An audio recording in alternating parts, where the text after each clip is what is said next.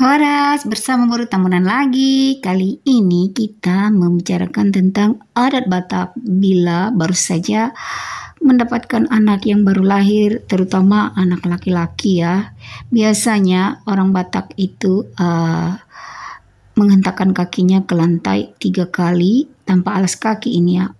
Lalu menyebutkan setelah mengucap syukur kepada Tuhan yang Maha Pengasih atas kelahiran anak tersebut, kemudian mereka mengucapkan kata ini ojakun ma, ojakun ma, ojakun ma, horas, horas, horas. Nah, kemudian anak yang baru lahir tersebut dipasangkan gelang bayi ya, gelang bertuah untuk bayi.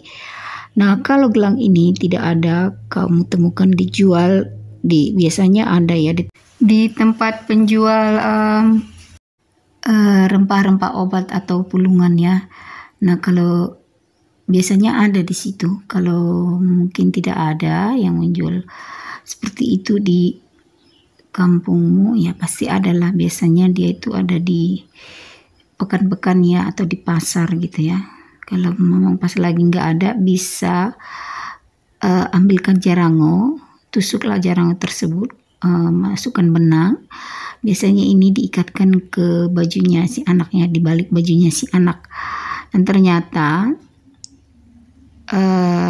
ini adalah terapi untuk kesehatan ya. Kalau kita yang berpikiran sumbu pendek selalu mengatakan itu sesuatu yang melanggar kepada agama kita. Padahal buktinya leluhur kita mempunyai tanah yang luas dan indah. Itu buktinya leluhur kita adalah kesayangan Tuhan ya. Dan pada leluhur kita inilah yang harus kita teruskan ya kan kawan. Nah, ini adalah adat Batak yang diturunkan kepada kita, peparannya leluhur kita. Podanya pungtasi jolo-jolo tubuh lah kita teruskan ya kan. Nah, ternyata kawan-kawan, si jarango ini namanya adalah di dalam hierarki Partundion namanya adalah Hamunangan atau Dewa Kemenangan. Dan aromanya jarango ini tidak disukai oleh kesedihan atau kematian. Itu sebabnya kalau ada tanaman seperti ini di dekat di rumah ya, di halaman rumah,